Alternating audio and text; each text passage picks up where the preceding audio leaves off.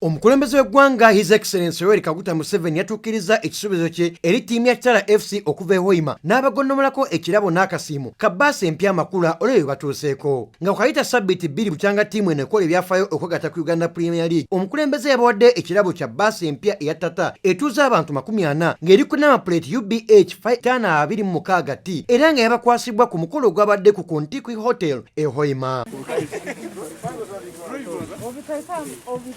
Mupira hano ebitebe ni birugamu tena tuba muntu omu birugamu orora abantu bona ni bakoragana.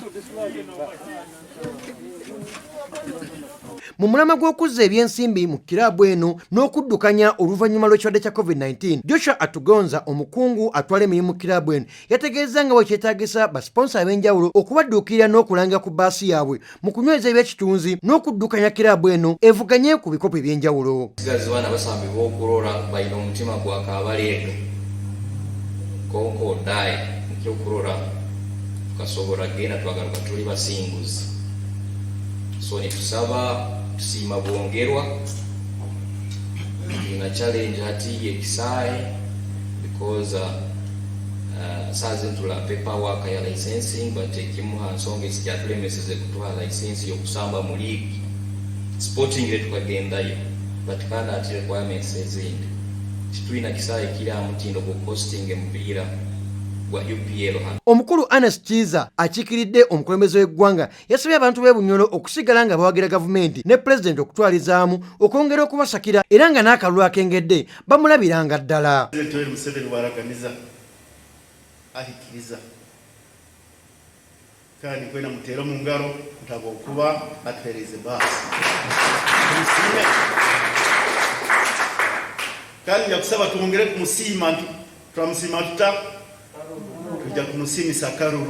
mu kwogera kw'abamu ku bakungu b'omu kibuga Hoima okuli mmeeya w'ekibuga ky'e Hoima Brian Kaboyo, omubaka wa Hoima West Dr. Joseph Ruyanga n'omubaka wa Hoima East Jonad Asimu Hakiki beebazizza omukulembeze olw'obutabeerabira n'okubeera n'omutima omulungi omugabi ng'ayita mu by'emizannyo olw'okusiima ttiimu yaabwe eya Kitara FC n'okuddiza abantu b'e Bunyoro okutwaliza wamu. From Bunyoro and people in diaspora who love our team, please to be there because this is our pride.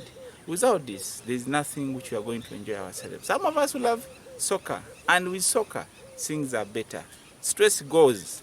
It is very unfortunate that we keep supporting Manchester, you keep supporting Arsenal, that even you can buy anything regarding with other teams, but our own, we don't. RDC w'e Hoima omukulu Samuel Kisembo yasabye abantu b'e Bunyoro okuteekesera ku mukulembeze w'eggwanga olw'okuba ebirungi by'abakoledde bingi ddala era nga bw'asuubiza atuukiriza. Pledges of zikorwa in the whole country.